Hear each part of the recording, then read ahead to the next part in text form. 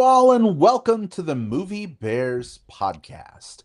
I'm Bradley Harris, and along with my husky, hairy, huggable homo husband and really good friend and co-hosts and all the amazingness that make up two wonderful people I love doing this show with. I'm here with you for episode 535, where we will be reviewing a new horror film that's out right now called Weapons. It's all about a class of kids that completely goes missing except for one kid. I call that senior skip day and me not skipping, but apparently that's a horror movie for, elementary kids or something. I don't know. We're going to talk about it. But let me introduce you to my wonderful co-host before we get into our movie conversation for this week, Jim Pugliafico. As usual, here with us in the virtual movie studio, 8 feet down the hall. I'm 8 feet from stardom. Oh, Jim, how are you? I'm doing good. Thank you, babe. Yeah, it's been good. We saw some movies this week, and we're back here after a little bit of a short break to talk about this new one, and I'm really excited to talk about this one. So it seems to be getting a lot of buzz. We'll talk about that too. But yeah, it's been a good week. All right, awesome. Well, so glad to have you here. I know it's always hard for us to see a movie together and not launch into a discussion, but we we edge ourselves a little bit till we get to the show, and then with this next very handsome gentleman, we get to blow our loads all over the place. William Lindis, welcome to the Movie Bears podcast. How are you? Well, I was doing great, but now all of a sudden I'm realizing today is senior skip day. Did I miss? 1 second. Oh shit! How are we gonna finish our book report now? That's like, Oh, I'm back. I'm back. Yeah, I'm back. Oh boy, oh boy. Well, it's good to see you. How are things? Things are good. Had a similar last couple of weeks as the two of you. This has been a good opportunity to catch up on movies, both theatrical and ones that maybe were theatrical earlier in the year and are now starting to hit some of the streaming sites.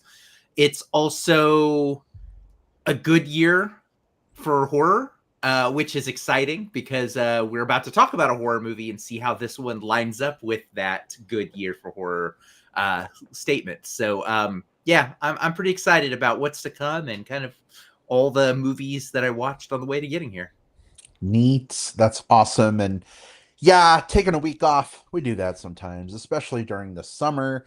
But it's so nice to be back. And we've got an interesting one for you this week. Weapons is I feel like I either hear that people just loved the fuck out of it or they hated the fuck out of it. And not a lot of middle ground. I don't know. It seems divisive. so So basically like I'm every other movie. Well, I don't know. Maybe a little bit. But one thing we like to say on this show in particular is that horror movies don't get enough love. And we really wanted to just, spotlight something good or bad. It's getting a lot of conversation. And anytime a horror movie can do that, I call that a win. I don't know about you fellas, but Mhm. that's definitely a good thing. So we're going to talk about Weapons, totally spoiler free, for about the first 15 minutes. So if you haven't seen Weapons yet and you're tuning in because you're kind of curious what it's about and if we think maybe it's worth watching, we're happy to weigh in without spoilers to give you that. But then we'll give you fair warning before we just go ahead and, get into spoiler town and spoil all the things. But I'll awkwardly ramble. Don't worry, to give you time to step away or hit pause or do whatever you got to do. We're not one of those podcasts. It's like, and spoilers start now. Here's the biggest spoiler. You don't even have time to hit pause. Anyway, Jim, Will, are you ready to get into our movie discussion this week? Yeah, what the fuck? Let's go. Yeah, let's do it. Let's do it. All right, excellent. Well, then here we go. Our discussion of weapons. All right, Jim, if you don't mind, bring us into the world of weapons, or at least in this universe. This whole thing has a horror movie with kids disappearing. What is it for people who, kind of aren't aware? And more than that, what were your initial thoughts? Is this worth checking out while it's in theaters, waiting for streaming, skipping entirely? Where'd you land? Yeah, I think you might have just come up with the title for the sequel movie that this one's gonna spawn off. I think World of Weapons. The World of Weapons. I could totally see that happening. But we'll talk about the possibility of that and where that might come in later. Yeah, this one is called Weapons. It is brought to us by writer-director Zach Cregger, who also wrote and directed another horror movie that got quite a bit of buzz from a few years ago called Barbarian, if you remember that one. I don't remember where we saw that one, but I remember it did make an impression on me. Might have just seen it on streaming, as I remember.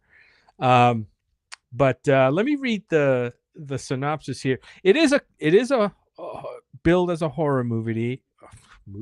Wow, it is billed as a horror movie, psychological horror, suspense, with an element of dark comedy thrown in here too. I don't think this movie, you can't really say it's a comedy. I wouldn't say it's a comedy, really, but some people might.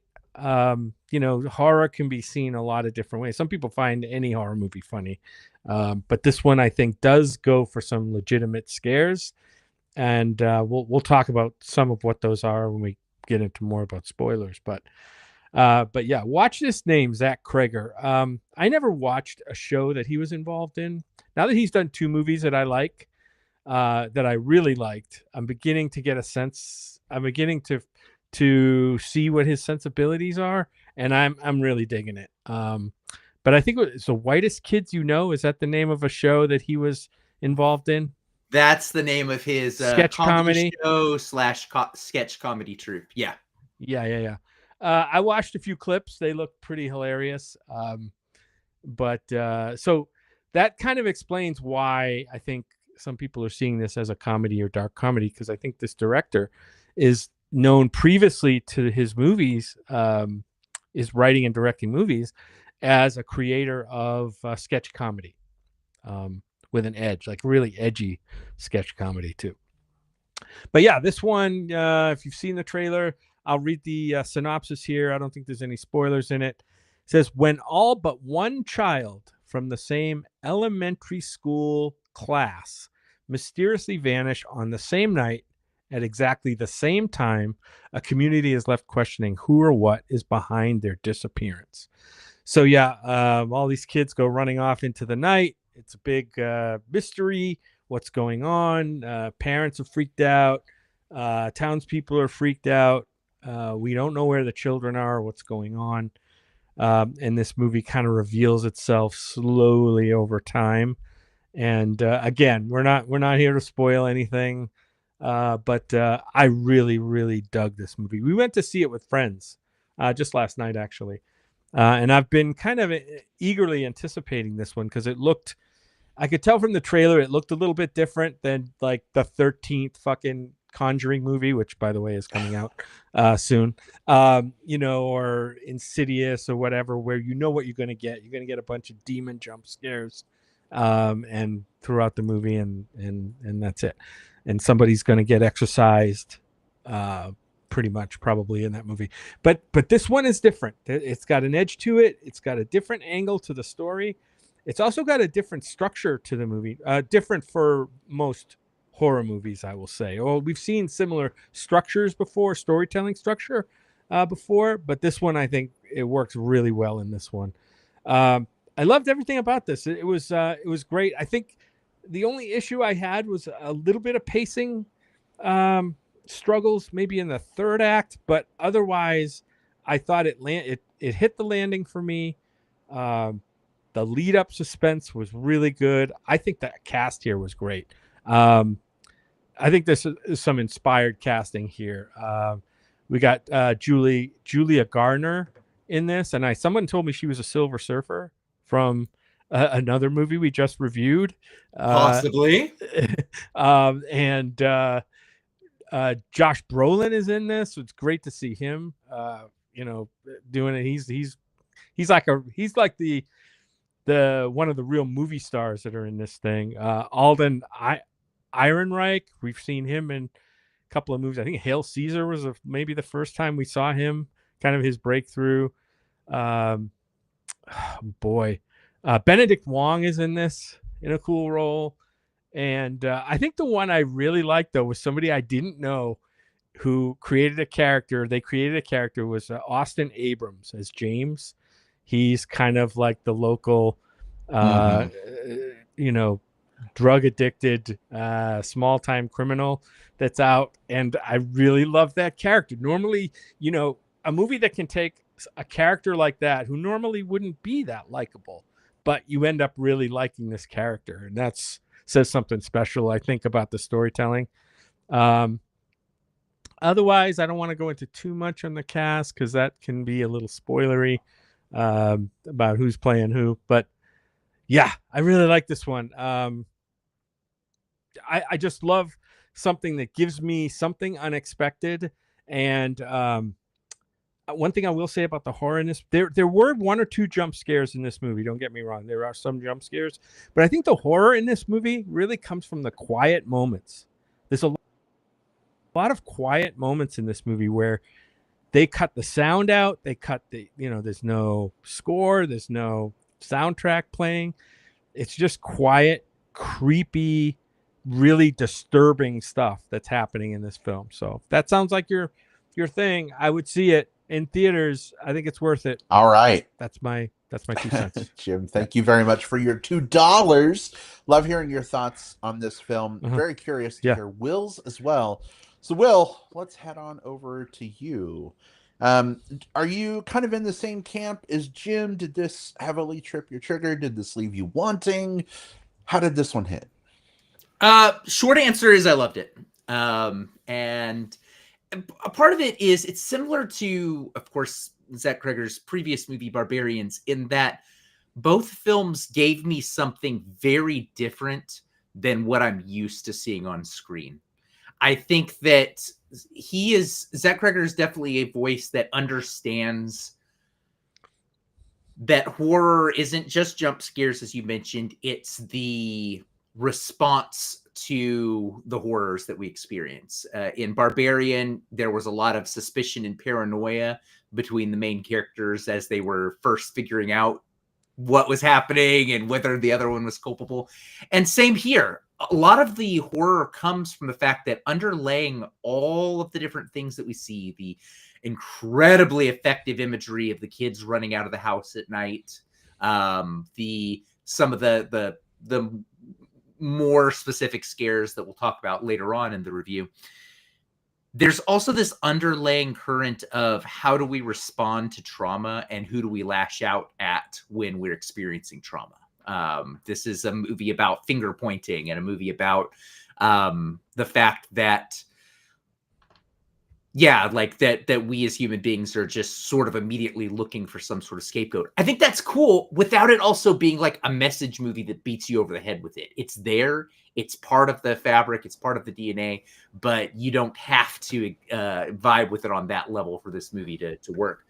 The other thing Cregger does incredibly well is humor. This is a very funny movie without being slapsticky. It's just the situations understand that some of these scenarios are ridiculous and lets you lean into that and lets you laugh. Like if you're vibing well with this movie, you're going to have that experience. My audience was vibing with this film and that made it all the better. We were all, kind of like the funny parts were funny. The spooky parts were spooky. I heard someone shriek at one point during one particular scare. Cast is across the board great. There's no missing element here. And the last thing I really say that I think made this movie work so well is it splits its narrative up similar to like the movie Magnolia. If you saw that Paul Thomas Anderson movie from 30 years ago now, 25 years ago, Tom Cruise movie. where it told a story with a series of vignettes of different characters interacting with the story, and those individual stories all telling the main story. Or even something like Rashomon, although this is a little bit less like, everyone looking from different angles. This is a horror version of sort of those movies put into a blender. We get to see the story not just played out linearly, but through the individual experiences of the characters. And I think because of that, we grow to like each of the characters all the more, because they each become a POV character for a bit. This is a highlight for me. I said in the preamble that this was a great year for horror. This is part of the reason why. I mean, we have this and Sinners both coming out in the exact same year. My cup floweth over. So far, and there's still another Predator movie coming out this year by Dan Trachtenberg. So I'm. Don't forget the Conjuring movie. Well, come on. How could I ever forget those incredible movies? Oh, goodness. Well, Will, thank you so much for weighing in with your thoughts, too. I think that I was less favorable on this one than both of you, and that's okay. There's room for all kinds of different opinions. This one ended up just being kind of middle of the road for me.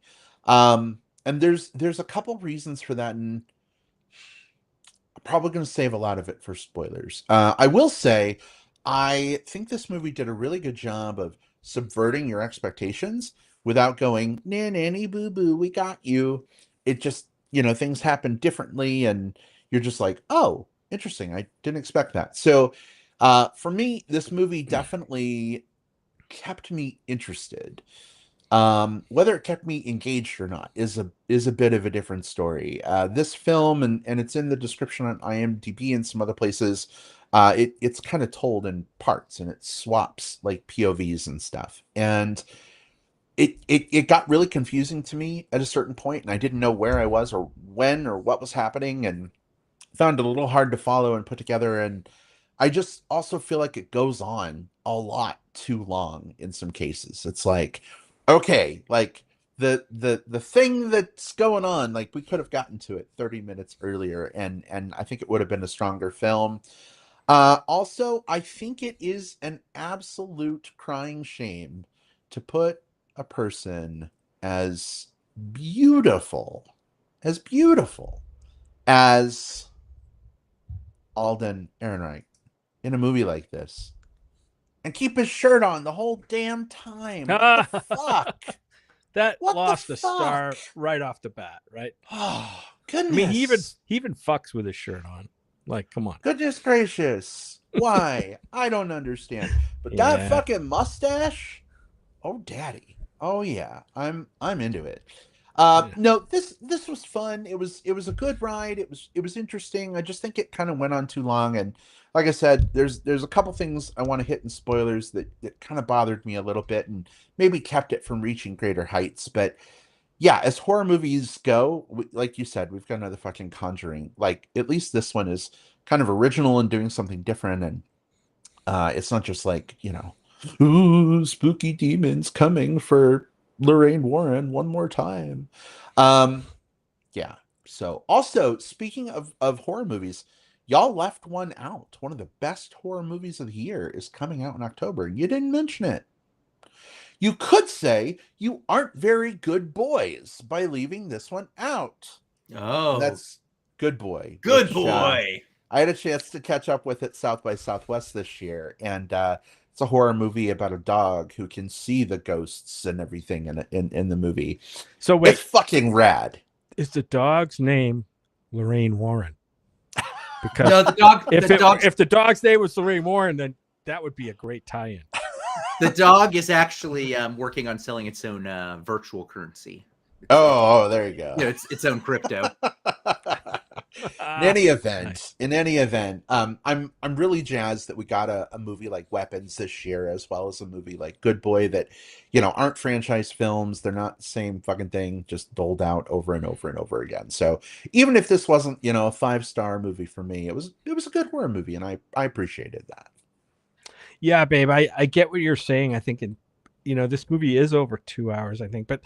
And some might say, well, that's kind of the normal length of movies these days, right? That's what we get when we go to the movies. We get movies that are like a little bit over 2 hours.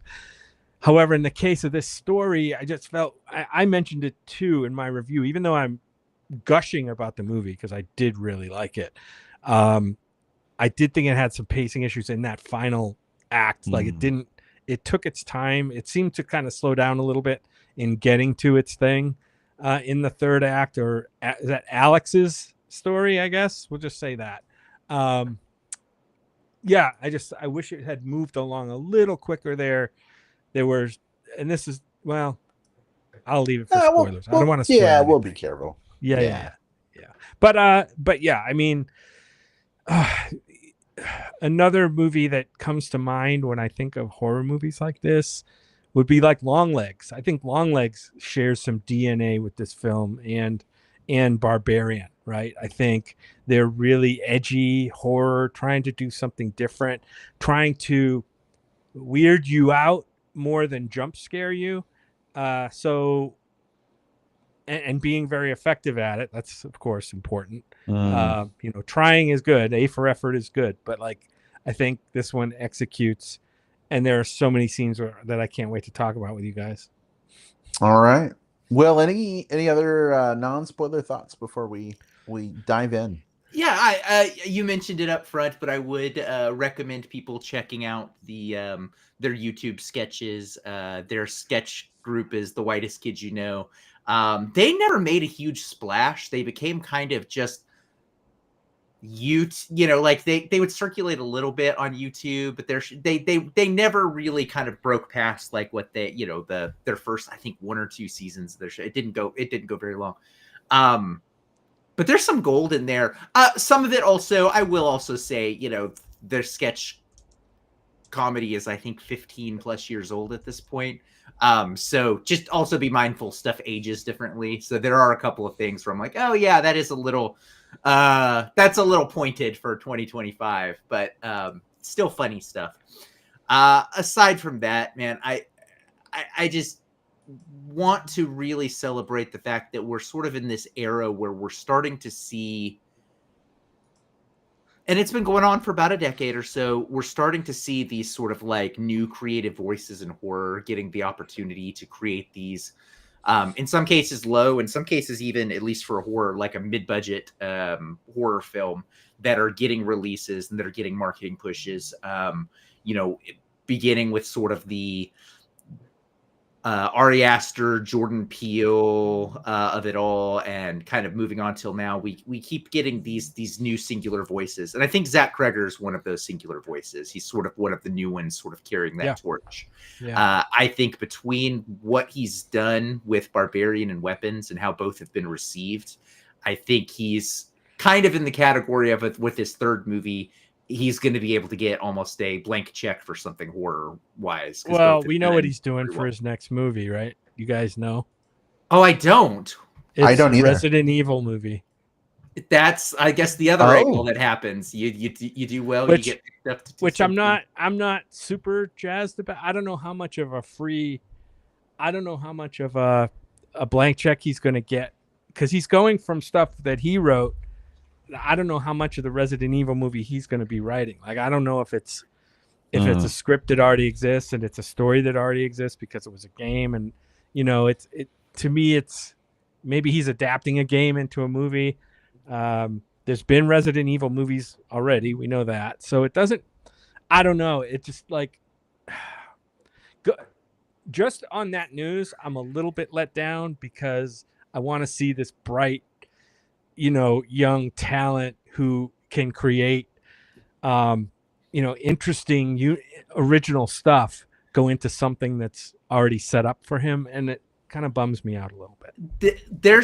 I want to say I'm with you on that. Although I do think about like, I think about there's a renaissance. I mentioned it before, with what Dan Trachtenberg has done with the Predator movies, between what he did with Predator Prey, the new one that he's got coming out this year, and then the animated one, which was also a banger, like that came out earlier this year.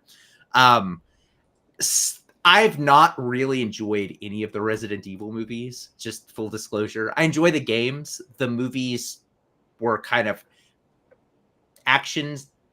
I don't know, the lean into action didn't work as well for me as sort of like the slow creeping through mansion stuff of the games. So Yeah.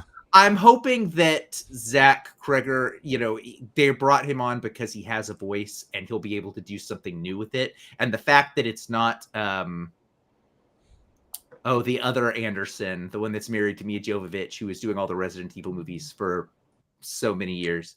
The fact that it's no longer him there leads me to believe that they do want to do something different. So we'll see. It's all conjecture. There's a little bit of the news that doesn't excite me for the same reason, but I'm also holding out hope because this could be kind of the turnaround that franchise needs. Mm-hmm. Yeah, I guess it would depend on your experience with Resident Evil so far, and how much you're kind of loving the love the anything to do with the game or whatever. But that's all conjecture right now. He's already working on it, so it's a done deal. It's going to happen. So we'll be looking for it. Indeed. All right. Well, all that said, are we ready to get into some spoiler territory? Sure. Let's do it. All right, here we go. Spoilers are officially fair game. The movie ends. Oh my god, it's so crazy. That's the big spoiler. No, I'm just kidding. It does end.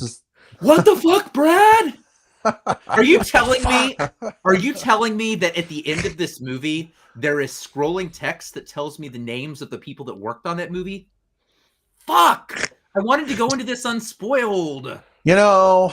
I try to protect your virginal innocence, Will, but I can't always be successful. Okay. Fair. I just need to avoid the internet if I don't.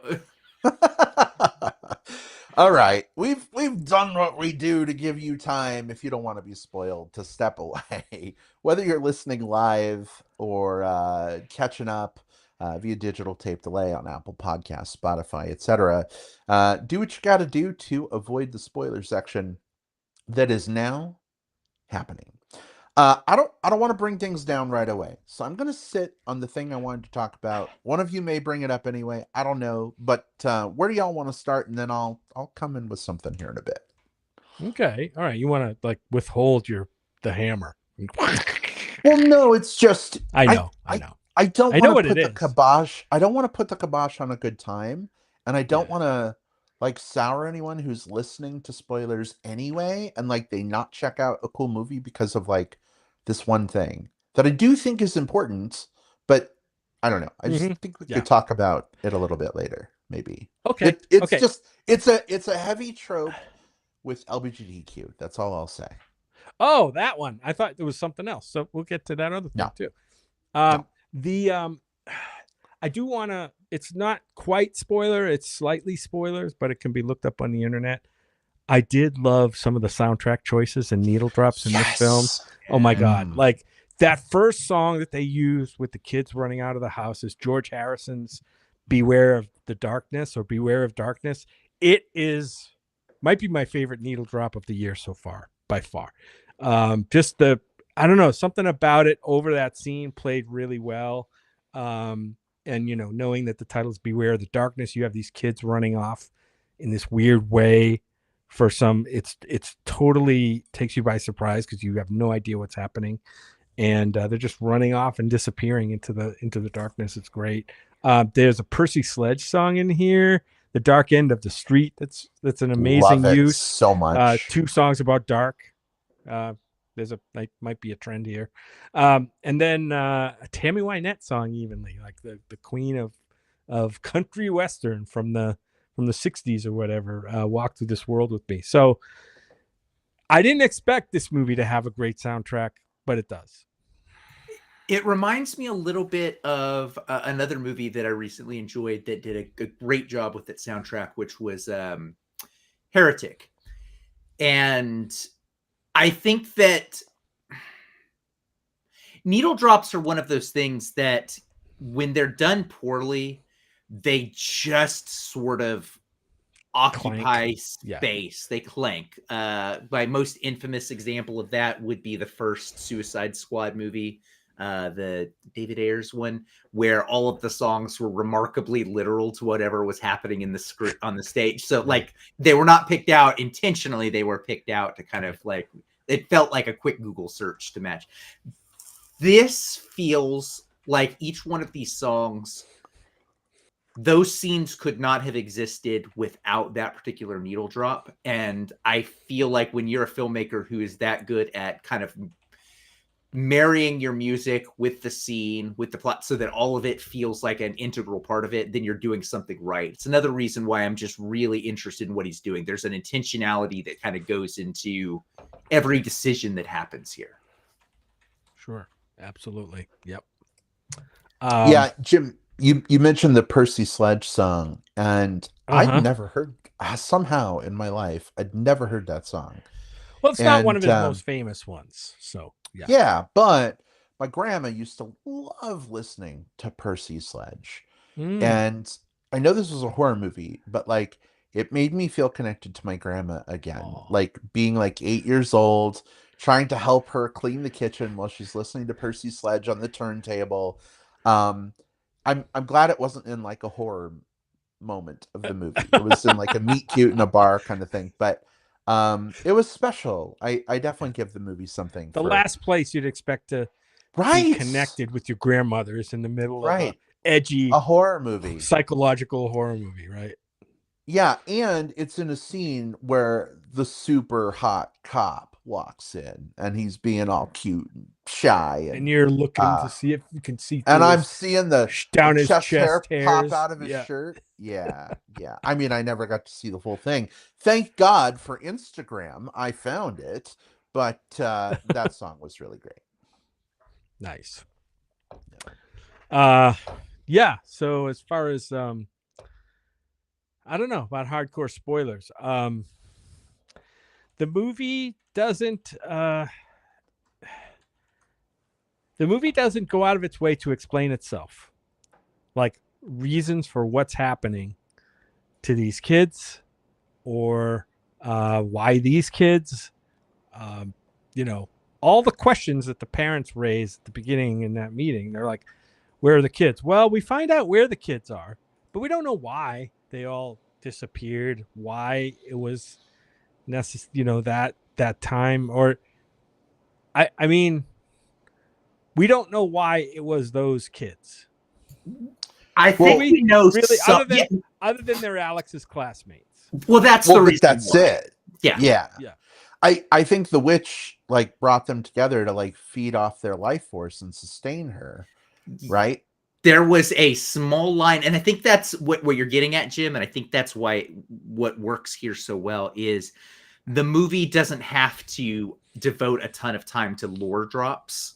Like, oh, they found the witch's book, and now they have to spend 10 minutes talking about the backstory of the witch. The Economicon, or whatever the fuck you want to call here, it's like there's just a line here where you pick up some of these like background things, and one of the things that we pick up is she tries to first absorb like the life force out of Alex's parents, but it's not enough to really sustain her for whatever reason. So she's like, I need more and I need younger. Oh yeah, let's just bring all of your classmates here. But all of that happens in little small lines that kind of happen between her and Alex while she's doing other things. So we understand the reasons why, but we don't have to dwell on it. And this movie does avoid a lot of like common horror movie tropes, even if there are other tropes that bugged me. And one of the ones that it avoids here is like the corkboard computer screen explanation of the past and what happened once they solved the mystery. There's no like, typing, well, back in 1994, look at this article from this town in Oregon where 5 other, blah, blah, blah, blah, blah. Like it's kind of a, I don't know, if you're not fully paying attention to the person who says it at the time, I don't know, you could miss it. If I never see another person in a horror movie scrolling through like microfiche in their local library looking at old newspaper headlines, Brad, to your point, I would be happy to never see that again. Absolutely. I was really happy we didn't get that. There was part of me that was like every time I would think of a thing that would be like, well, this is gonna discount it. Like they could have just done this. Like they would say, oh, well, we tried this and we didn't find anything. And I'm like, oh, cool, you addressed it. You don't have to waste time showing me all those things. That conversation that happens with Josh Brolin and the police chief basically cuts through 90% of like the normal shit you'd see, right? So that we can focus on what's really happening in this movie, which I think was a really good way of doing that. Yeah, and that was a weird conversation too. It's like the chief, you didn't know if something was going on with the chief, whether the Josh Brolin character was like going out of his mind or what. It was a very like, I don't know, it's very it put me on edge. Just a simple conversation between a citizen and a dad who's grieving because his kid is missing, and a chief who's probably like beleaguered by the whole situation. I will say though, there were giant exposition dumps in this movie. That was one of the things. One at the beginning, and there's some at the end as well. That I'm not even sure some of that was needed, to be honest, because that whole thing about the kids disappearing from the classroom one night, 2:17, they ran off. Like that didn't have to be told to me because, believe me, from the moment I saw the trailer until I got through the first part of the movie, you kind of knew in your head what was going. You knew the situation. You didn't know the whys, but you knew the whats. So that was a little bit of a strange choice. But I'm not going to say it ruined anything. It was just odd. It struck me odd that we have to hear so much voiceover exposition. I think in a movie that takes some big swings like that, it's a little weird to get like voiceover narrator kid exposition dumps like that. And if it was like maybe the first minute, fine, but that went on for, it felt like at least 10 minutes. I don't know what it actually was, but by the time like the characters started talking and the movie started, I was already out of it a little bit, and it's like I had to like get back into it at that point. And then it did it again at the end, and I'm just like, what? Okay, bookend narration, whatever, but like you did all these cool original things. Why are you leaning into that exposition dump? Well, I think, as we said, the movie was already a little over 2 hours long. I think the filmmakers probably wanted to reassure the audience because, one of the things I think this film wants to say is the effects of evil, right? This town or this neighborhood or whatever experienced evil, and the evil isn't undone just because at the end the kids get to murder the witch or whatever, right? The long-lasting effects of that evil are, hey, it's taken some of those kids years to even start talking again. I don't even know if the parents, didn't it say the parents were still not right or not correct? The two parents right. never So recovered. I think what it was trying to say, without bashing you over the head with it, was, the effects of this evil are long lasting. They're not just, oh, the witch is ding dong, the witch is dead, we're gonna dance around the yellow brick road and we're good. So yeah, I think that it was ominous in a way that, oh shit, like these people are fucked up for a long time. Yeah. And I think some of that delivery mechanism and why I was able to vibe a little more with it was that it wasn't just narration. It was almost done as a bit of a fable, just kind of in the way that it was told. And I think what works there is then what that does is that pulls you one step away from the characters, which I think is good here because it keeps us from making like, oh, this is a movie where Julia Garner is the main character and we're going to follow her all through the movie. It pulls back and we're going to see each of these different characters that are part of this story. So I think there is it creates sort of like a boundary, like a sandbox for these characters to eventually exist in. And that line at the end got under my fucking skin. Like basically like, it wasn't like, and then all the kids rushed home to their parents' arms. It's like some of them are even beginning to talk again. Holy shit. Like that just like that hit like a ton of bricks for me. Yeah, I think I would have preferred to see like Josh Brolin like grieving over the fact that his kid is a vegetable. Like even though he found his kid, the kid isn't talking. Sure. Like there are repercussions. The line is good. I agree, Will, and it caught me by surprise, and that's a good thing. But there's always this thing of like don't tell, show, and I don't know. I don't know. Mixed bag. Yeah, I think that's a Um, lot more. I think that's a lot more movie. I'm not saying I liked it. I think I would have preferred something. Um, but maybe we'll get another movie. Maybe we'll get another movie and see the after effects here. I watched an interview with Zach Cregger's the writer director, and he said he had a different ending for this movie, where not only did the witch get killed, but um, something about that Alex and the teacher, Miss Gandy, got uh-huh. together because they now know the whole. They know the recipe, right, Oh, for controlling people. That they started controlling people against other bad people or something. I don't know. do not like and subscribe. I'm glad you Yeah. ditched That's what that. you might get in the next movie. Who knows? Well, I Alex. think the mark of a good writer when they're going through this process is there is nobody that's created a 4 or 5 star film where their first script was the right script. So Yeah. I think when it sounds to me, without having listened to that interview, he went through the process of, okay, yes, anding his own story, which is something you do in sketch comedy. Now they know it. Yes, and what happens next. And then he got to an eventual point where he was like, okay, I've yes and too far. Now I can trim back and edit to where the natural conclusion of the story is. So Yeah.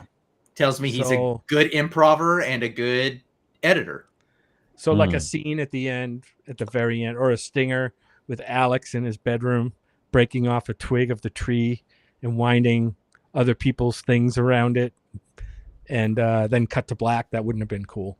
Or if there was like, yeah, he does that and then he looks over and then there's a Annabelle doll sitting in the corner chair staring at him like, oh, yeah, now he's part Don't of the forget the music box. Doo-doo-doo, doo-doo-doo, We're shitting on doo-doo-doo. those movies a little bit, but I know. it's Hey, listen, I but like the Conjuring movies. I kind of do. Like They're they're cheesy as fine. fuck, and they're Yeah. kind of fun sometimes. But this is in a different league, I think, to that movie in my mind. Can I appreciate them both for what they are? Yes, right. 100%. But this is a different thing. Maybe if this had Vera Farmiga, like it would be a little bit different. I don't know. Yeah. Or a dog dressed up as Vera Farmiga. How about that? Yeah.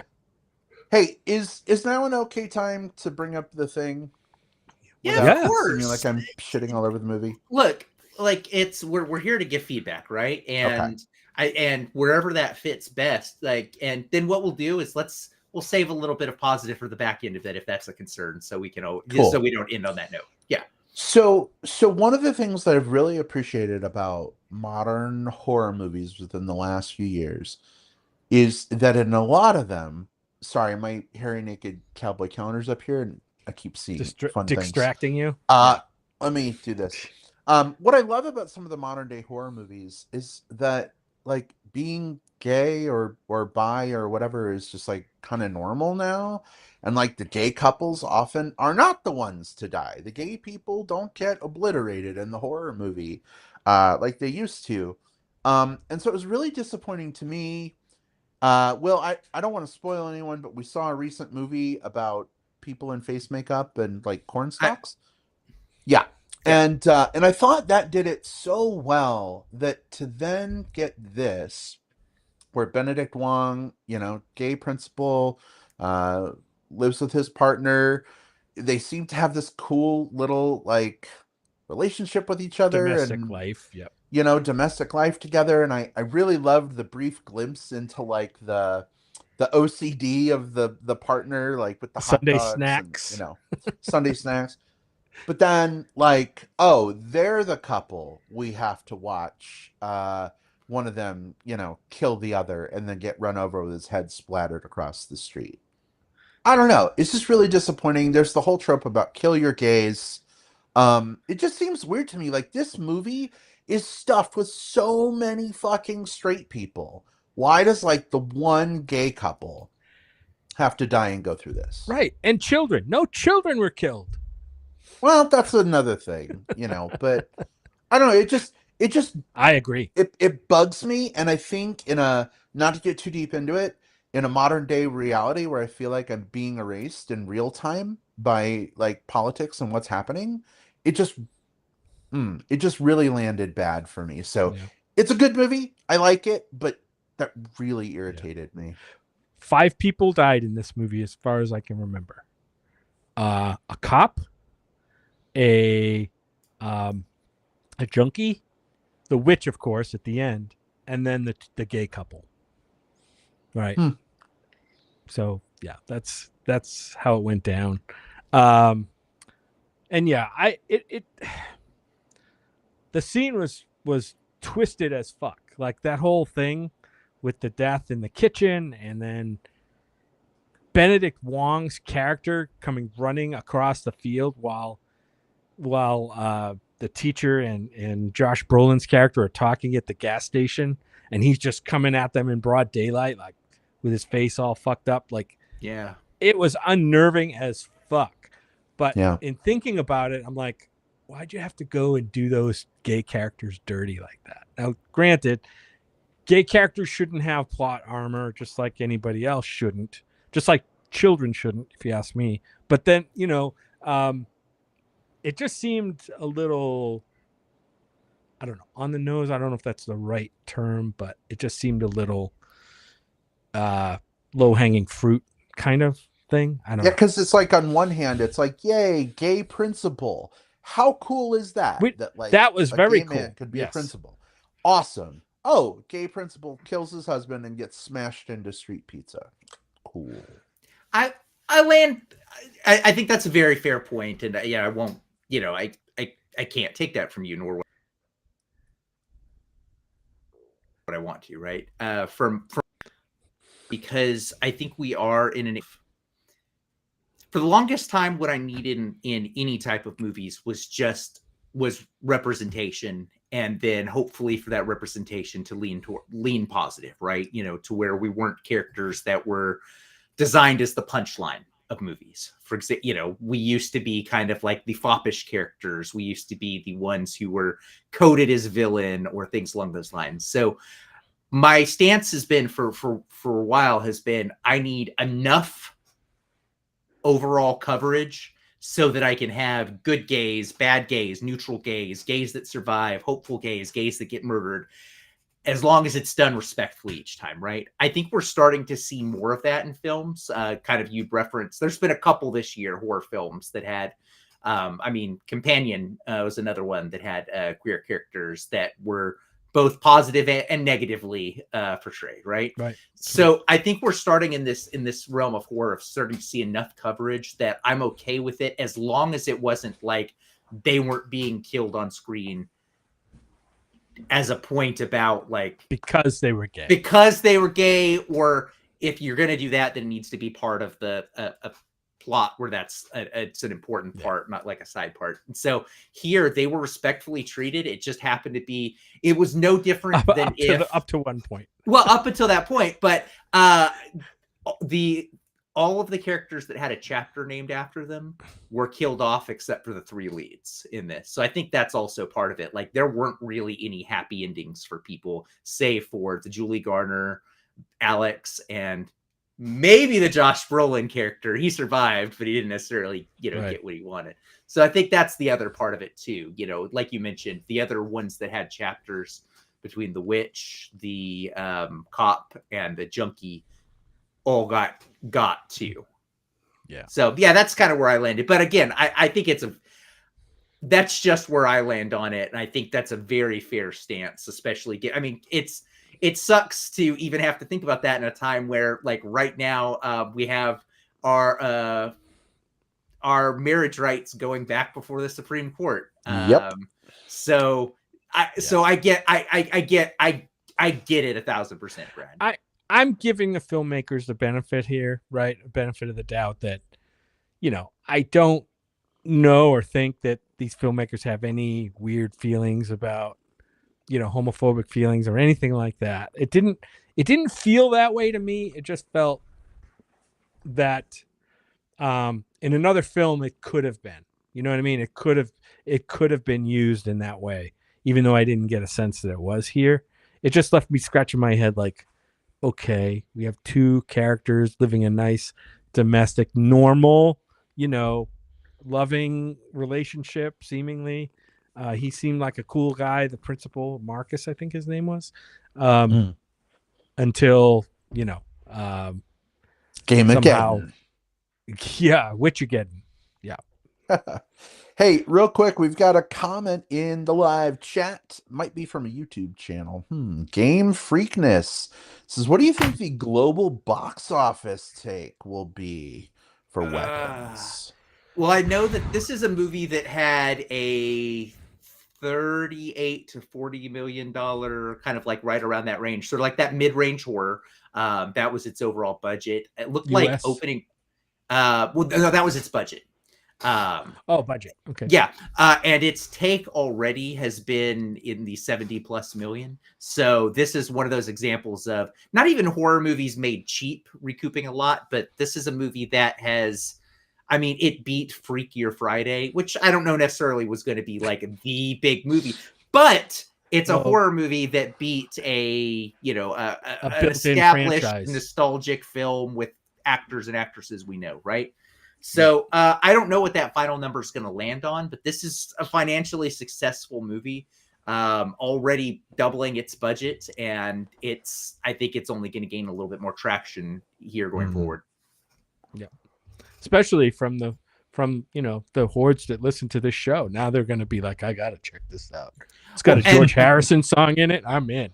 And the other side of this, too, is since it's a Warner Brothers movie, that means eventually it will land on HBO Max. And because of that, even though that's not monetized, there is an intrinsic value of the thing that keeps people subscribed to whatever those platforms are. So even beyond what it makes back, it's going to be seen as successful once those...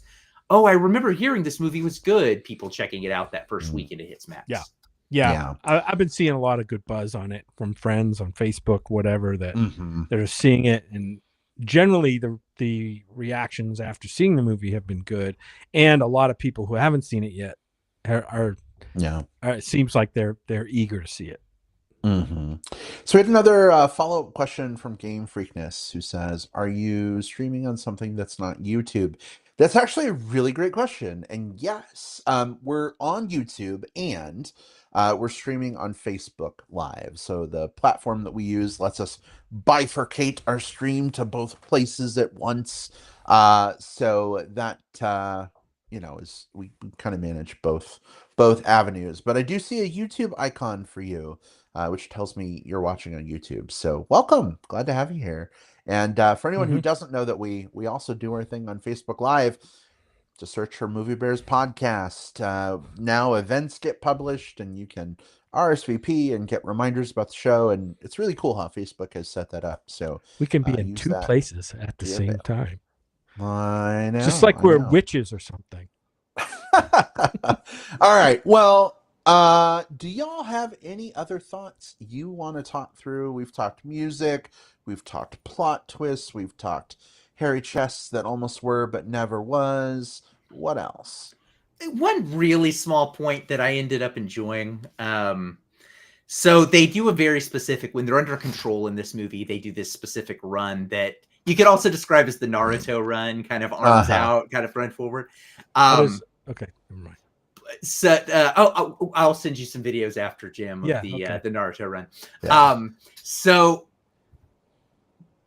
the whole idea behind this, of course, is these people are being weaponized. And so I think there's a subtle nod to like their arms outstretched, like some sort of like fighter jet, sort of like bomber, something like that. It's not like, again, they don't really say it in the movie, and it's not, but I just think that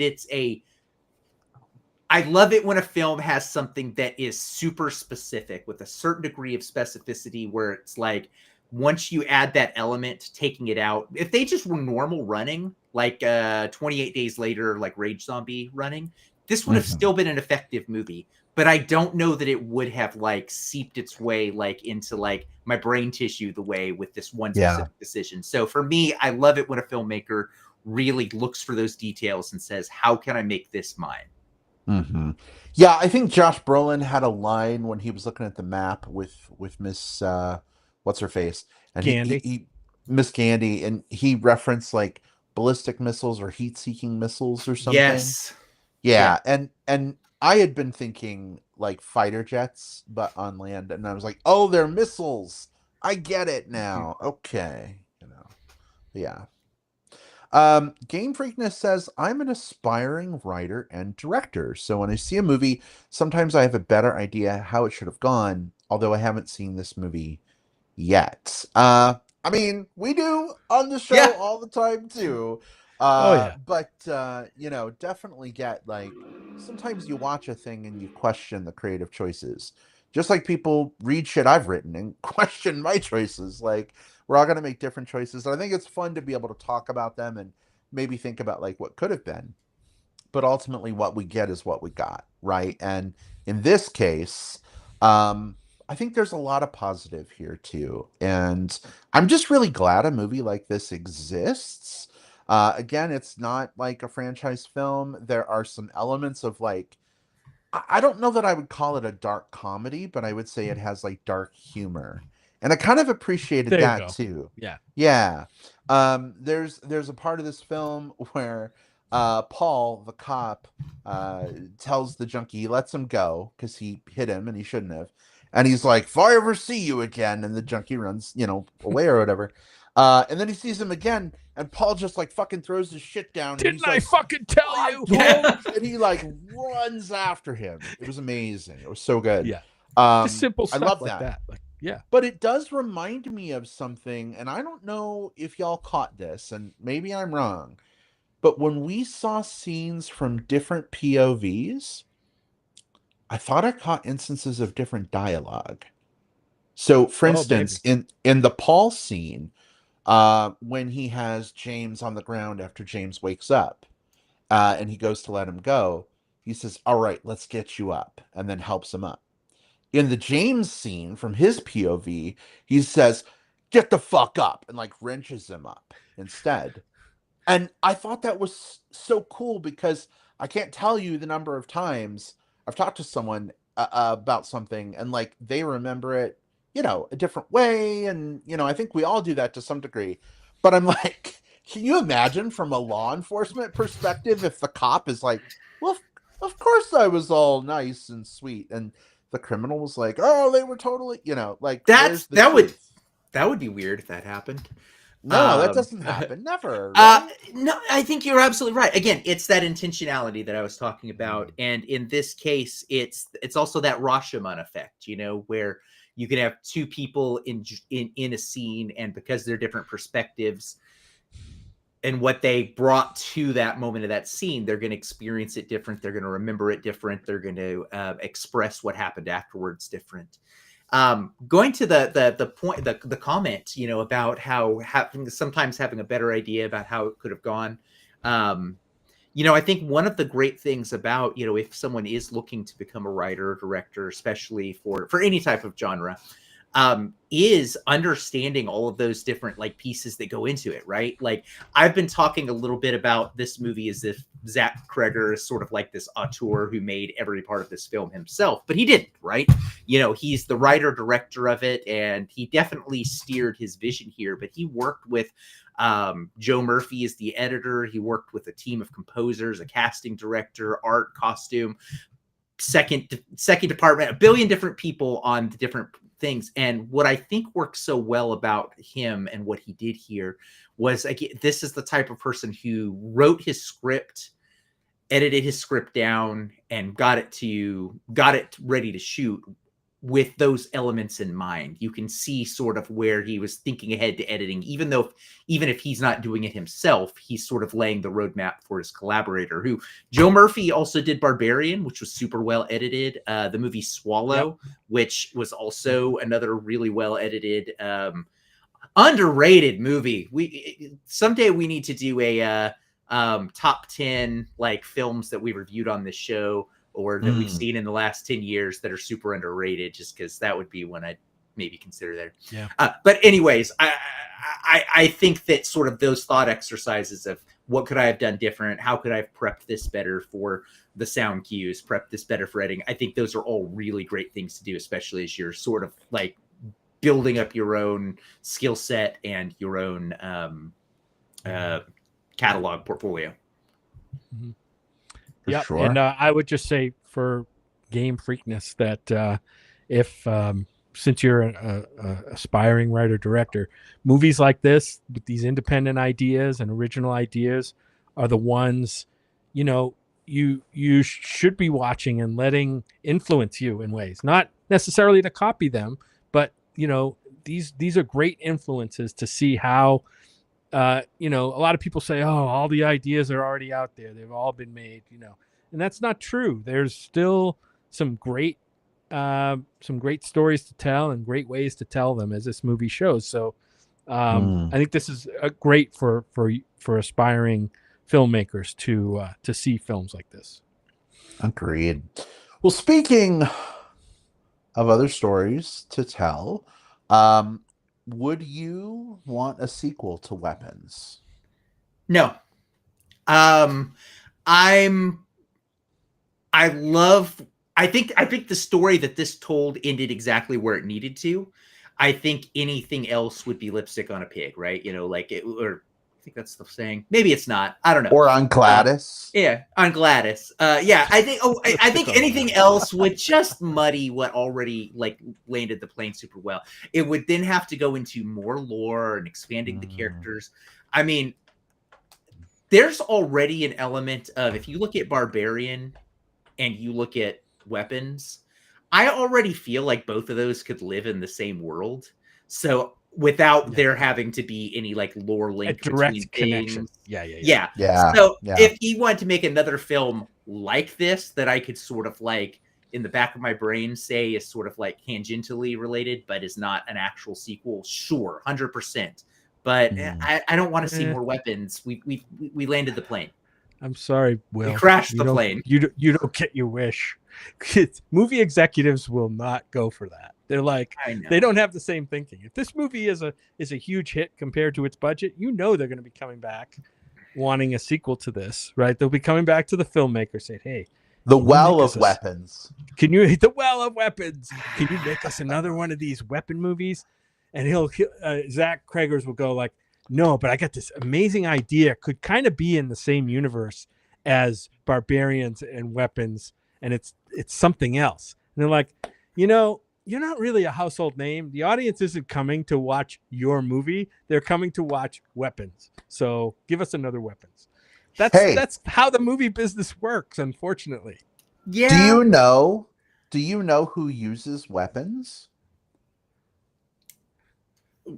Resident Evil zombies, or not, yes, but also Barbarians. Barbarians use weapons in the. So do Predators. Conan the Destroyer was a barbarian. He had that sick ass sword. Don't forget.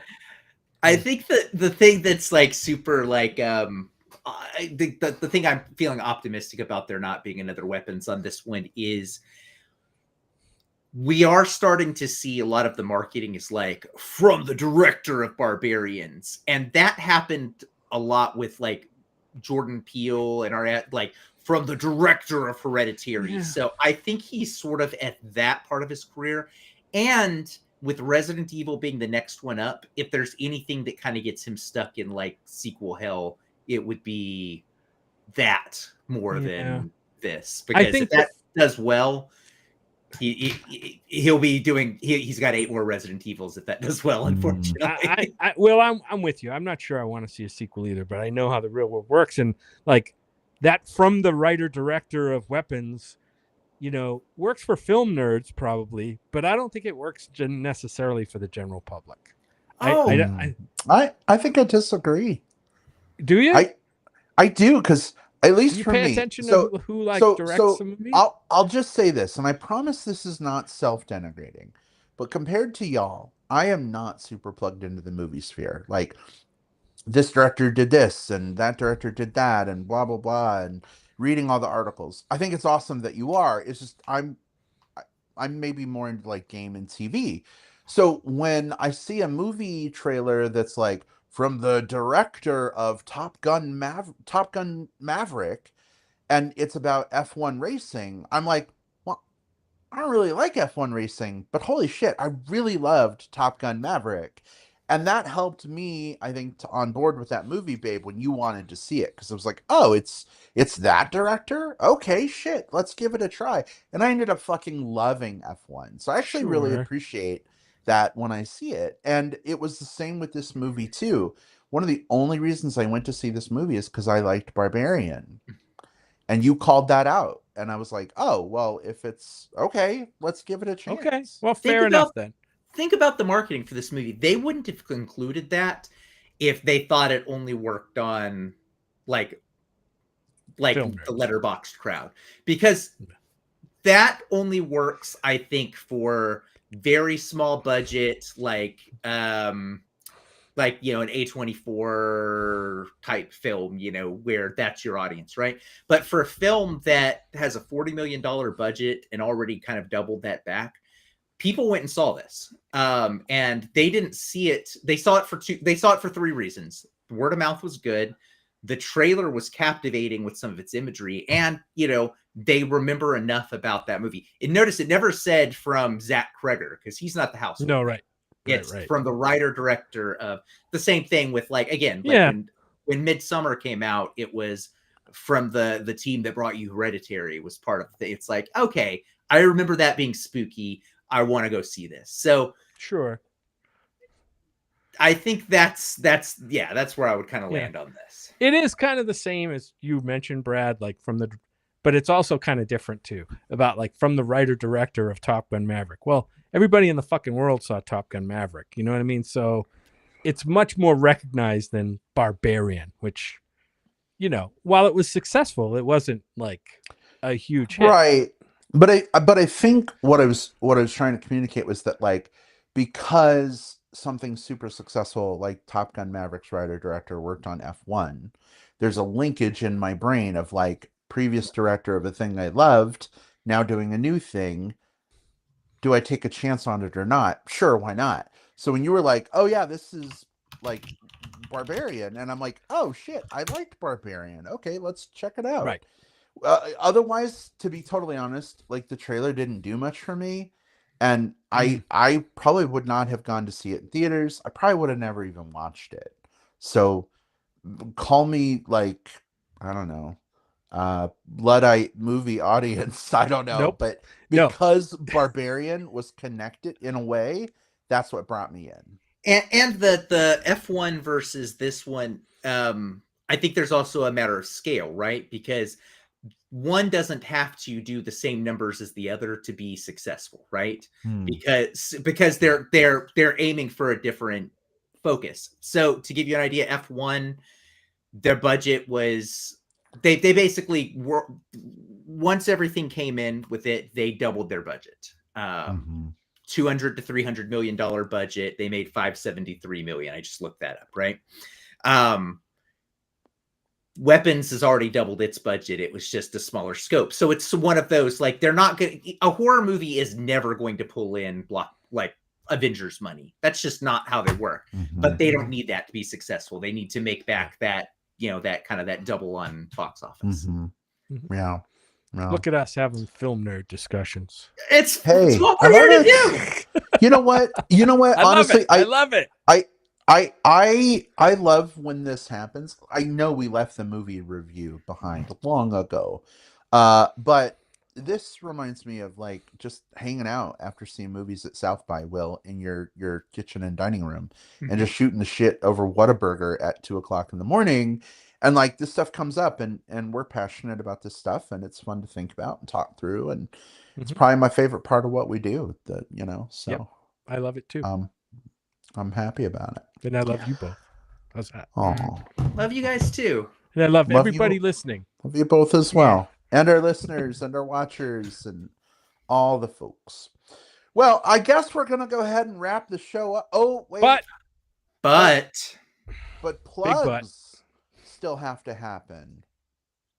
Butt Big old butt. plugs still Butt have to plug. happen. Butt plugs is the part of the show where we like to say butt plugs and earn our explicit rating, kind of, on all the podcast platforms. What the fuck? I know, right? It's where we take something that we really love, that landed on our radar and we enjoyed, and we put it on your radar in hopes that maybe it'll expose you to something new and that you might love it as well. So, in a way, you could say we're kind of expanding things to fill a hole that you have, Stretching. in all the best ways, help you stretch out and, maybe take in something you might enjoy. It might be a nice long girthy movie. It could be a short stubby TV show. Should I stop? Have I broken your You're on a roll at this point. It could be just right.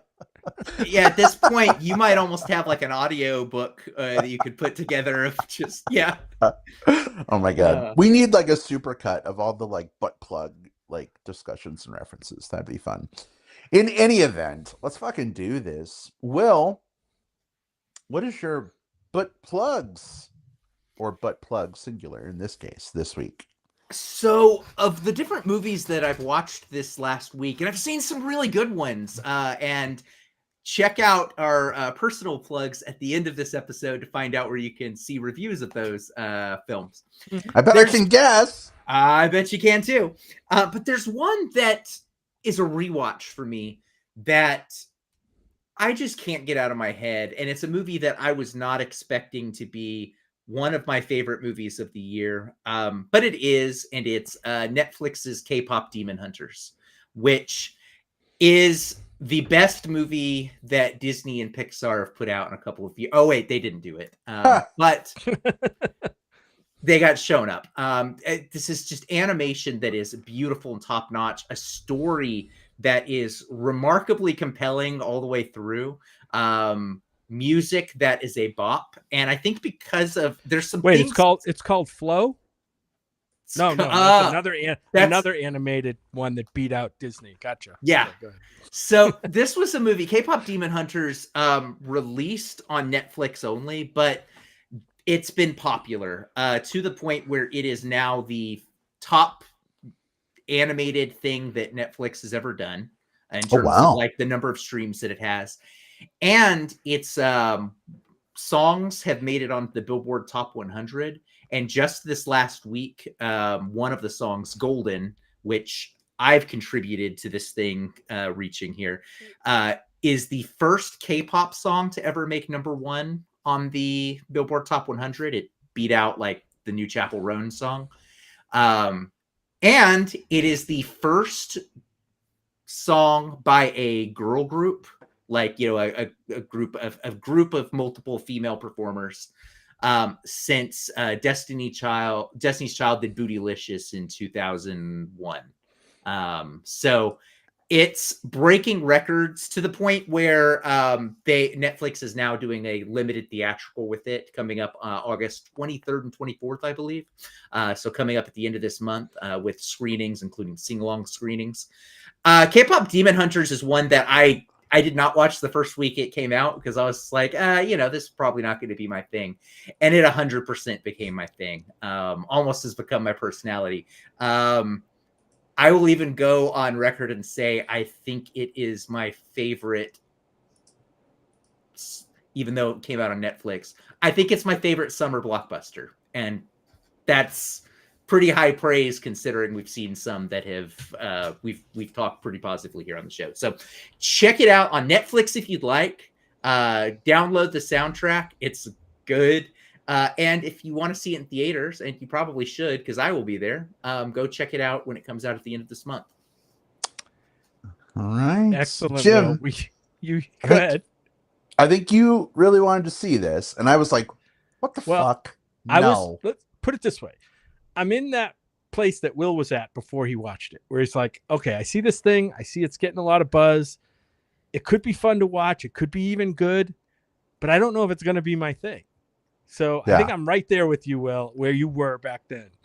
And I think Babe, you might be kind of in the same boat, maybe close to the same boat. But I'm more afraid of your reaction than my reaction, because I know you have a propensity for certain musical things like this to really get stuck in your, you know what I mean, in your psyche, and like kind of take over your thinking for days and days and days.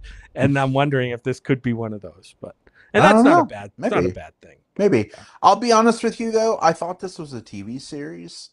I didn't realize it was a movie, so I thought it was going to be like a 10 episode thing I'd have to commit to. I would watch a movie. That's fine. We could put it in the projector room and, you know, Munch Yeah, popcorn. check it out.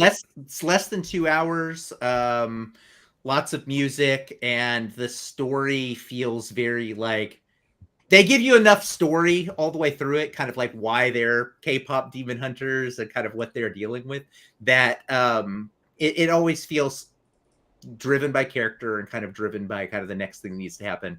And it's Sony Animation.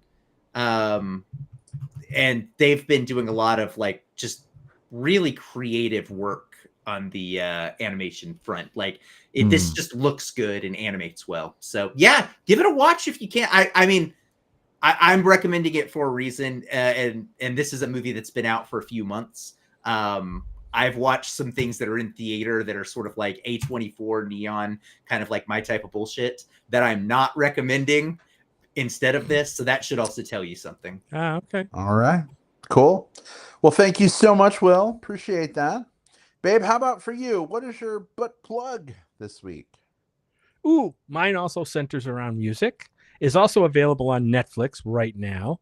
But guess what? It's a music documentary. I'm the documentary king here, I guess, at least for now. This one's called Sunday Best, The Untold Story of Ed Sullivan. For those of you who may not know Ed Sullivan, he was a TV show host through the 50s and 60s mostly. It was a live performance TV show, kind of like a variety show, if you will. One of the pioneers in TV for bringing music to the American public through TV. And that's when TV was in its kind of golden age, right? And I thought this was going to be okay. It's a documentary about Ed Sullivan. It's going to be about his life. It's going to be about the show, you know, blah, blah, blah, blah, blah. And it should probably be okay. I'll get to see some cool musical acts. But this movie surpassed my expectations. This movie focuses on a specific aspect of Ed Sullivan's career and the Ed Sullivan show's run, in how he broke barriers by booking black artists and artists of color on his Sunday night variety show. It specifically focuses on how he fought the networks back in the 50s and 60s, which were run by huge corporations, which were generally white men, who were not too keen on having some of these black musical acts, which were great. We're talking acts like Chuck Berry, James Brown, the Supremes, the Jackson 5,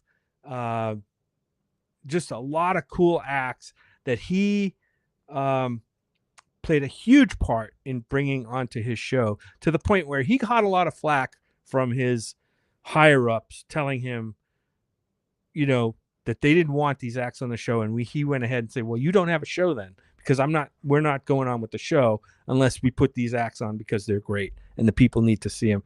I love this documentary for that reason.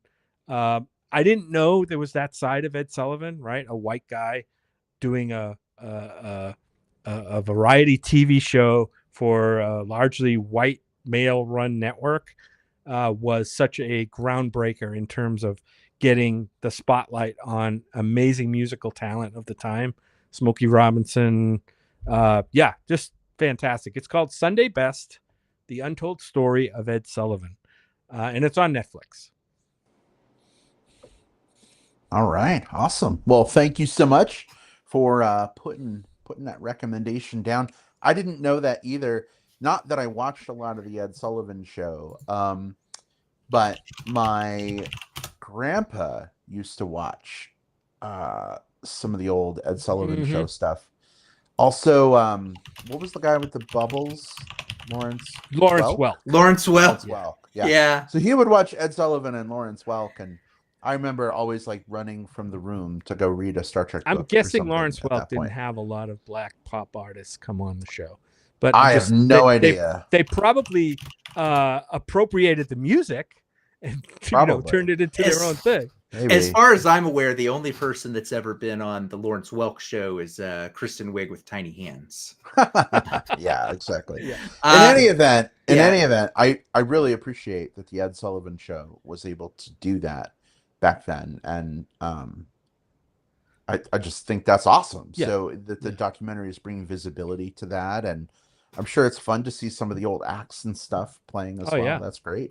I'm glad you brought this one up because and where to find it, because I know you mentioned before the show, I know, yeah, look behind the curtain, we just kind of briefly mentioned, I think I'm going to plug this today, and you'd mentioned this one. I'm like, oh, no, and it was like, I don't know where I'm going to be able to find or see this one, and then hearing like, oh, it's on Netflix, it's like quickly streamable. Like, I've been really in this place right now where, and I did it this weekend with the new Pavements documentary, where like putting on a music documentary while I'm doing another thing is great, because I can I'm not usually a movie multitasker. I want to focus, but music docs are great for it. And not that this is, full on music doc, but, adjacent to it. But so that when I'm doing sort of like cleaning up the living room and watching this, gives me something to sort of keep my brain and my hands moving at the same time. So this one, I've got guests coming over for a movie marathon this weekend. I am probably going to be watching this the day before while cleaning up, is I guess what I'm getting at. Nice. Cool. That's awesome. I would definitely recommend it. Well, it's really good that you and Jim can share a butt plug now between each other. I mean, that always makes things more fun. It's not like we haven't done it before. I appreciate you cleaning that one off for me there, Jim. Yeah. Oh, get it all prepped and ready. All right. Well, I guess I'll bring the final butt plug to this conversation. Yeah. I am going to butt plug a TV show that we have been watching the last 4 or 5 weeks. It is a show. Well, I'll give you some clues. One would be Blood Slides. 2 would be Michael C. Hall, and 3 would be. That's right. Dexter Resurrection has resurrected the Dexter franchise. They tried to bring it back a couple years ago with Dexter New Blood, and it was fine. It was okay, but it wasn't that exciting. This show, Dexter is fucking back, and it's evolved in some really cool new ways. I am just so stoked to see Michael C. Hall back in this role, doing like the Dexter thing. It's not like Dexter in retirement or Dexter in exile. It's like Dexter in New York City, like being Dexter while handling challenges thrown his way, and all kinds of cool stuff. So great acting from Michael C. Hall. The entire cast is great. Angelo Bautista is back in this show. He's one of my favorite characters from the original show. And so I've just been having a lot of fucking fun with it. And because Dexter Original Sin came out earlier this year, which is a prequel series, and I think it's Patrick Dempsey. No, not Patrick Dempsey. No. Who's the guy that plays young Dexter? I'll figure it out. In any event, now they can use flashbacks to Original Sin when Dexter's flashing back on his youth, which is really cool. And it's a whole thing. Like, they're connected now, and we've already found out that Dexter Original Sin is going to go for, or not Dexter Original Sin, Dexter Resurrection is at least going to go for 3 seasons, which is really fucking cool. Clyde Phillips, the showrunner, was like, y'all, we got permission to do this for 3 years. Maybe we'll go more. We'll see. But it's pretty amazing to have a new Dexter show, 2 new Dexter shows to look forward to. And Jim, I'm not wearing a hat. If I was, I would tip it to you. I gotta give you credit. You were the one who brought me into Dexter. I'd seen an episode tidbit like back in 2008 waiting for Queer as Folk to start.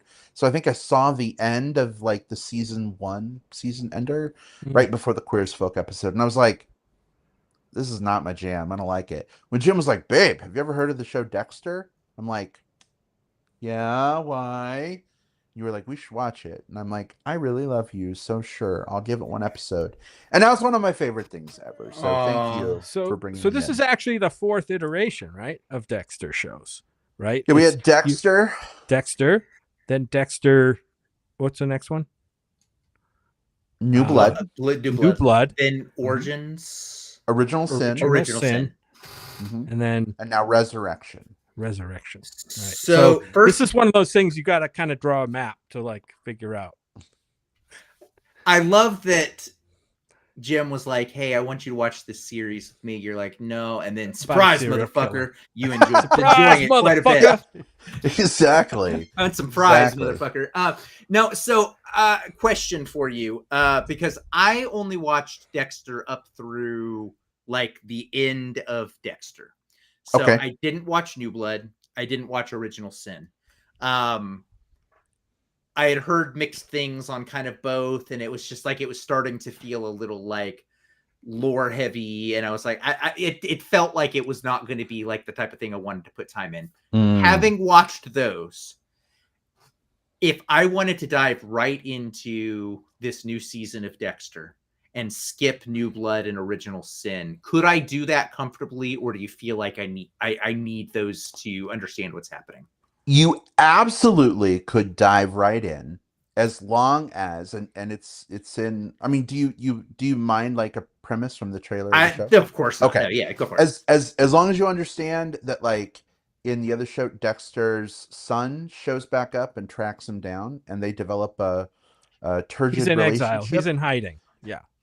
And Dexter goes to New York City to track him down and try to help him. That's all you really need to know. Is this the son that he had with Rita? With Rita? Mm-hmm. Okay. Who I guess, spoilers for the original Dexter, went off to live with Hannah, and then he comes back into Dexter's life in New Blood. But that's really all you need to know. Okay. That said, there is some good stuff in New Blood, and Original Sin is fucking amazing. It is absolutely worth watching. But yeah, you could totally jump in. I think you're Christian only like Slater. 4 episodes behind right now. Yeah, he was phenomenal in that. That's right. He did play the father. He plays the dad. Yeah. And so I think it almost focuses way more on the dad than it does Dexter in Original Sin. I think what I'll probably end up doing here is I'll probably start with the new season of Dexter, and since you said it's only 4 or 5 episodes in, if it scratches the itch, because sometimes I hyper focus on a thing, you know, and I'm like, I need more episodes. Then it's nice to know that I have those more episodes if I need to. I think that's the way to do it, Will. Absolutely. I think that's a really good way to just, jump in, go back, right? Catch Original Sin if you like. But yeah, it's definitely a lot of fun. If you're a fan of Dexter, now's the time to get back into it. And if you haven't seen Dexter yet, it's also now the perfect time to go back and watch that show. It's a lot of fun. So, Brad, I'm going to send you an Amazon link just because I think you might appreciate this, knowing now that you love this series so much. There is a comic book series that came out. It's a horror comic. I love horror comics, but they're not the same as superhero comics, so you don't get a chance to talk about them. Sure. But it was called. It was a series called Beneath the Trees Where Nobody Sees, and it was I think a 6-issue limited series that's collected in one graphic novel. The art is done in kind of the Richard Scarry style. But I'm looking at it now. Yeah. Is essentially like a kind of like this woman, this bear, she's a bear in this, because they're all animals, is a serial killer in her little local community. It's really good. And I think you might dig this. Cool. Don't hate. I do all my comics digitally for the most part. Trades, yeah. I just bought the Kindle version, so I'll check it out. Yeah. And no hate whatsoever. I do the tactile comics only because the comic shop not only because, but the comic shop is really close to my infusion center. And infusions are on Wednesday and New Comic Book Day is on Wednesday. So really the last year we've made it like a point of like, I get done with infusion, then I go and I get comics to bring back. And since I'm laying in bed and kind of feeling shitty, it gives me something to do. Yeah. So like I was doing a lot of like Marvel Unlimited and DC Kindle and stuff like that. But recently I've been like, so yeah, no hate That's whatsoever, awesome. you know, read more comics in whatever format. For sure. I would imagine that like, if you're having a down day or for whatever reason, going into a comic shop is kind of like a kind of like a boost, like a positive boost, right? And they know me there. They check. I've got my comic book shop, the Diane, who is usually there when I go in there on Wednesdays. She's also like a movie fan. So we'll stop and like we're on Letterboxd with each other right now, and we'll go nice. like, what did you see this last week that was good? That's great. Yeah. That's awesome. Yeah, I love that, Will. That's super cool. The big reason for me is I do prefer like paper comics, like physical, tactile comics. Problem is my eyes are shitty. And so like the text can be really small, or like I really want to appreciate this amazing fucking Alex Ross artwork. Yeah. But like, you know, even with my glasses sometimes. So on my iPad, I can like zoom in on the artwork or make the text bigger, or use the guided view thing that goes panel to panel to panel, which is really a good way. But I think it's so cool that comics are so accessible these days anyway, you know, whatever form floats your boat. Used to be, I would have to try to remember the name of that and go like, Brad, I read this one. I don't remember what it is. And now I can just, here's a link. You can buy it here. You can also see reviews of it here. You can check like with just a couple clicks. It's amazing that we can do that with comic books, with music, and with movies. Oh, how about that? So interesting. Maybe as we talk about how people can get in touch with us between now and our next show, we might be able to talk a little bit about how they could do that and engage with movies and us. Jim, how can people connect with you, especially in a movie way? Well, on Letterboxd, and you can find me on Letterboxd under my username @JJPOutWest. All the movies I see are at least rated on there, if not reviewed. I don't review everyone, but I try to get to some of them. And so connect with me on there or on Facebook under my name, Jim Pugliafico. All right, excellent. Thank you so much, William Lindis. How about you? Hey, I'm really into places right now. Facebook is where I do all my social stuff.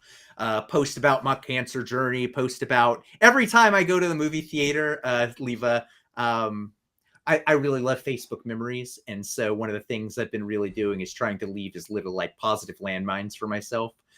So every time we go out to a movie or go have dinner or something like that, I try to leave those so that in a year when those pop up in my memories, I'm like, that was fun. But anyways, all of that lives on my Facebook channel. Look for William Lindis there.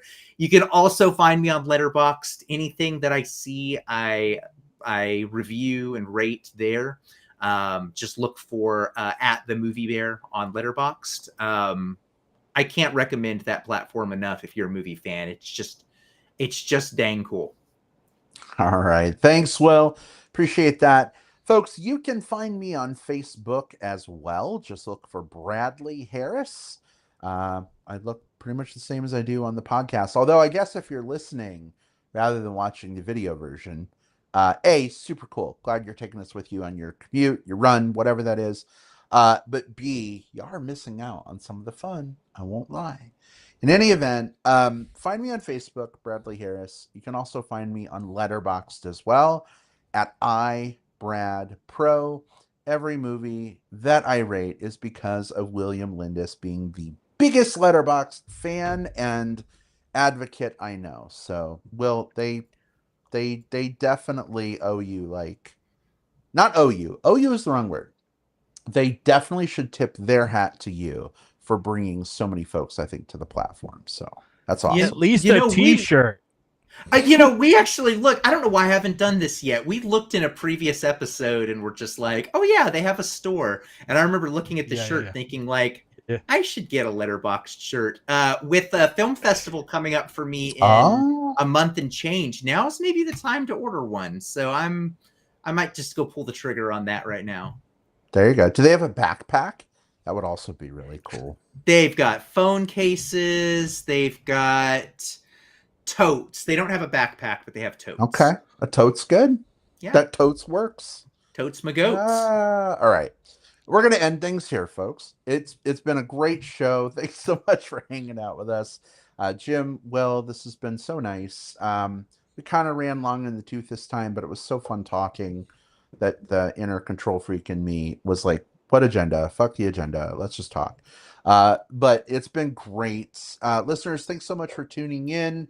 Whether you watch on YouTube or Facebook Live, or you listen on Apple Podcasts, Spotify, etc., whatever way you do it, this is the 535th episode of us doing this. We love talking to each other, but we also love talking to you. So for those who commented while we were chatting today, or those who are commenting, 2 years later on this episode after it originally comes out, we still want to hear from you. We still love you. So feel free, drop us a line, YouTube, Facebook, Twitter at MB Podcast, wherever. But we will see you all next time. Take care, everybody. Bye. Bye. Bye-bye.